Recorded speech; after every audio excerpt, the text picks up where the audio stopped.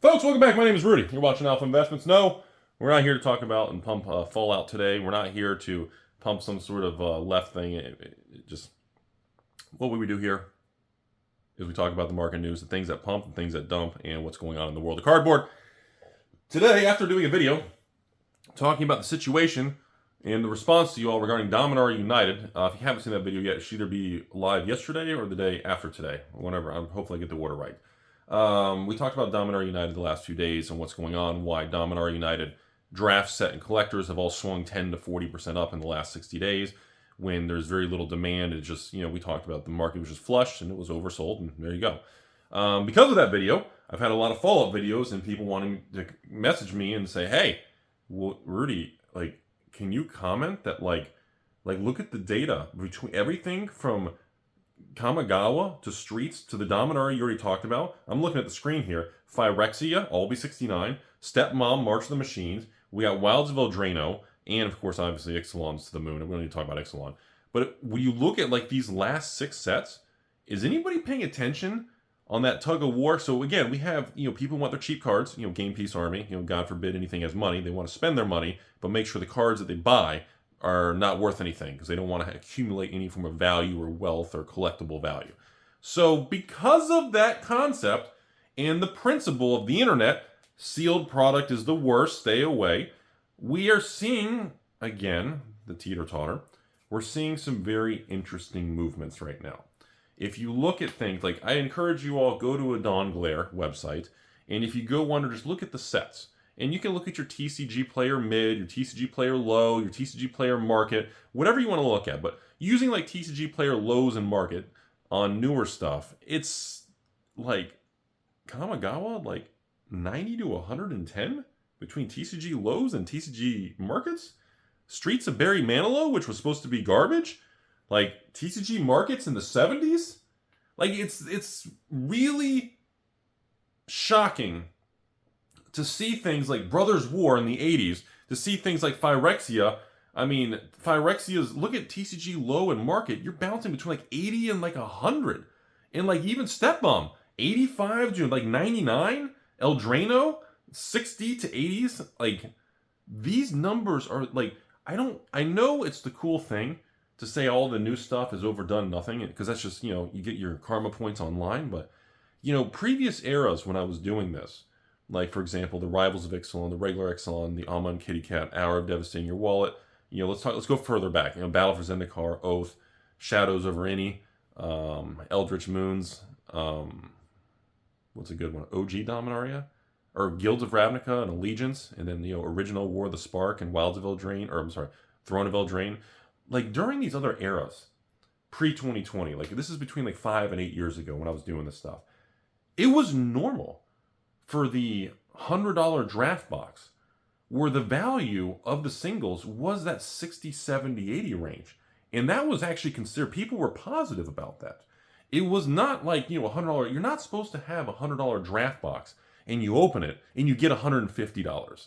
It's not the real world, folks, because then you have arbitrage and everyone's going to keep doing it until the market recalibrates the other direction and kind of hits that equilibrium. And this is just really strong single card game piece prices. And my opinion on this situation is that we have such a pullback of because think about this. 2-year crash bear market, right? Everything went down. You can go all the way back to 90s Magic, all the way to brand new Magic. Didn't fucking make a difference.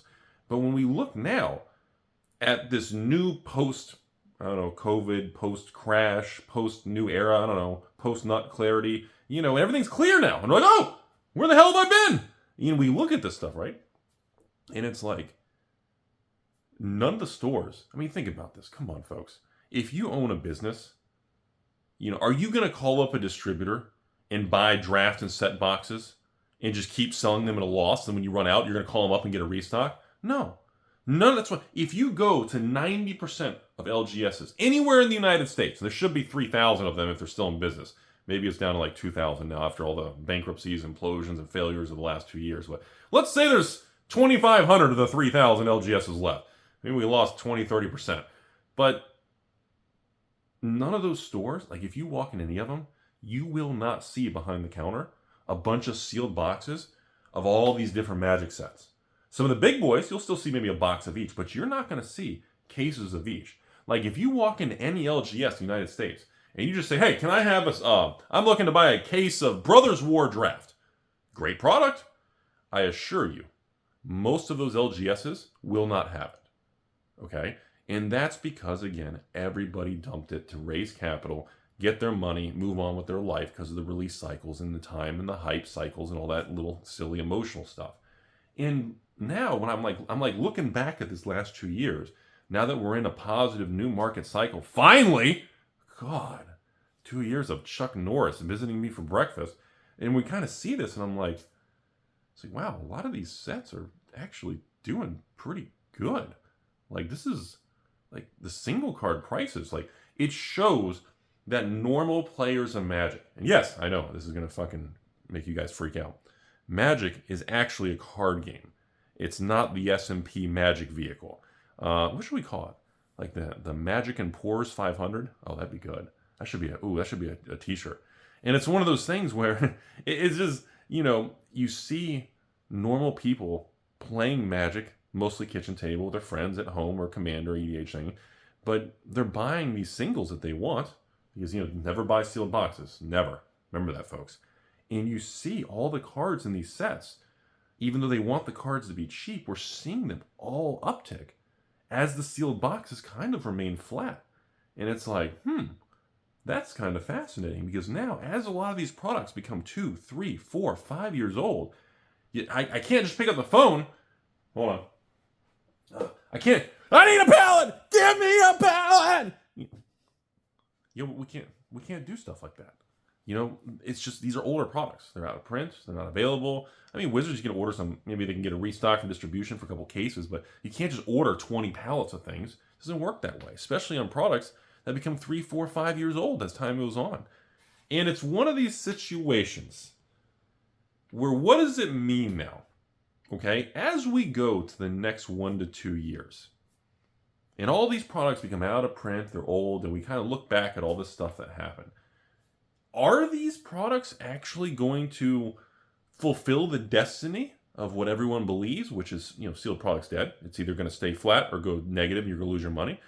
Or is the Magic market going to literally middle finger the internet and go up and just annihilate the game piece army mentality and annihilate all of the negative Debbie Downers out there and just make them look like absolute morons?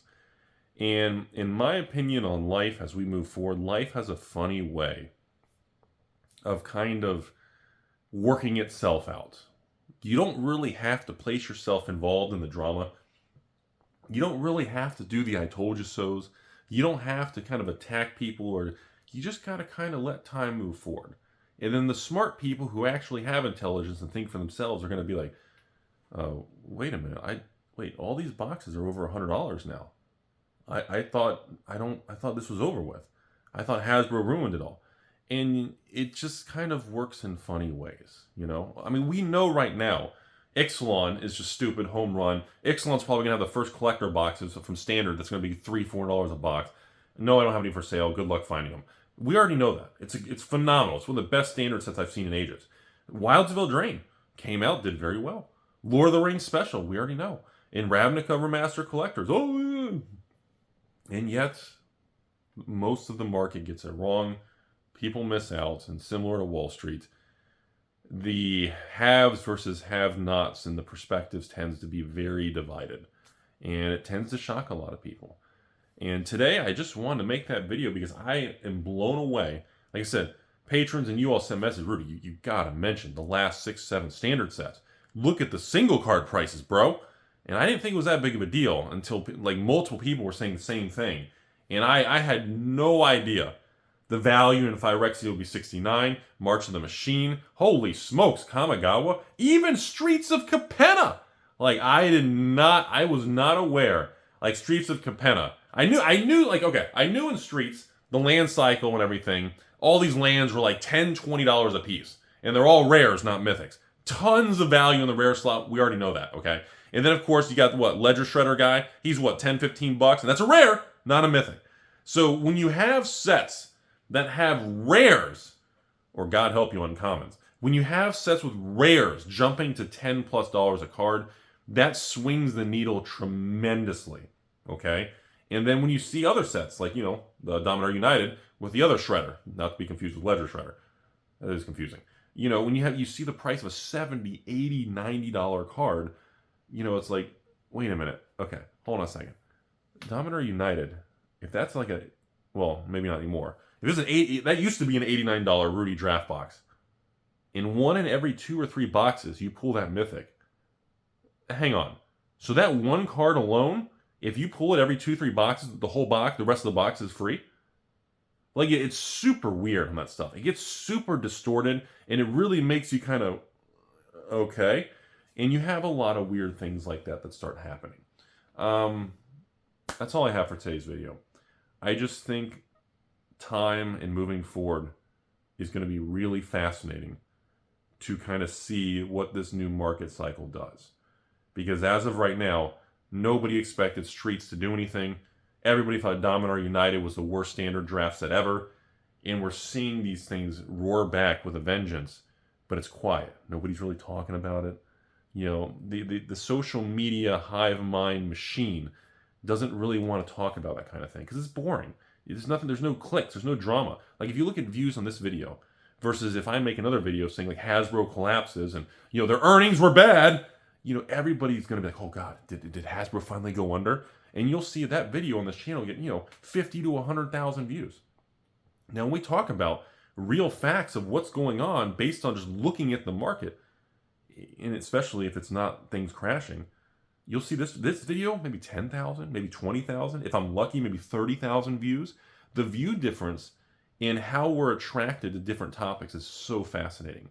So, and you can see that across the board. Like, in the world of Magic, you can have your big gameplay videos for Commander, and a lot of people, especially if you make it all fancy and flashy, people watch it, let it run in the background, and cool. But besides that, the cult or the following of people who are interested, that loyal niche market, who are interested in just kind of maybe reserve lists or, box openings and different things, it's definitely declined. A lot of those people are just gone. The market and YouTube is shifted again. We're in every so many years, YouTube evolves, the algorithm evolves, the amount of people who are interested evolves. And that's just part of being in life. And that's okay. So that's all I have. I think it'll be very interesting to see what happens. I think next on the chopping block is going to be interesting to see how long until Karlov Foreclosed Manor gets flushed out and everybody writes it off, takes their losses, and they got nothing left in the store. And then what happens when more of those card prices in Karlov actually go up in value because nobody's buying the boxes. And then nobody restocks the play boxes because all you do is lose money, right? So does the market gridlock? Does Hasbro and WotC say, oh, fuck, ruin the market, back to Amazon dumps, bring them back the truck up, are we going back to that? Does Hasbro Wizards say, I'm sorry, special sale for stores, let's drop the price of the play boxes back down to $80, and okay, well, if I can buy it at 80, I can add it to my $89 draft box list. Okay, maybe we get something like that. There's no way to know what's going to happen, but something's going to happen. Because you're not going to see this stuff just go to zero, like the memes. And now that every store is just flushing it off and taking their big old hefty losses. What happens in 30 days? What happens in 90 days? Fallout comes out. Everybody, by the way, Fallout Commander, that's where it's at. Those Fallout collectors, be careful on the prices, folks. Those are a little, what happens? That comes out. Everybody gets their Fallout Commander decks. Maybe a few people get to open some box openings of Fallout Collector. And then we move forward, and all of a sudden, it's like, wow, did Karlov collectors? I thought those were supposed to be like $99 by now, because they were just tanking. Why are they still in this one? It's going to be fun to see. And we'll see what happens. And again, life works in funny ways. Thanks for watching. What else do we have coming up? Are we ready to talk about new Pokemon yet? Temporal Forces? No, not yet. We'll wait for that. What about the next sorcery thing? Are we ready to do that yet? What about Flesh and Blood? You guys seen those heavy hitters? Dude, you see those heroes, those cold foil marble heroes, the full art hero cards? Go on TCG Player. Hit heavy hitters, Flesh and Blood, and sort by most expensive. Look at those things. Holy smokes, they're beautiful. And they're expensive as shit, too. Should we talk about One Piece, or is that still as scary? All right, have a good day. I think we'll cut off.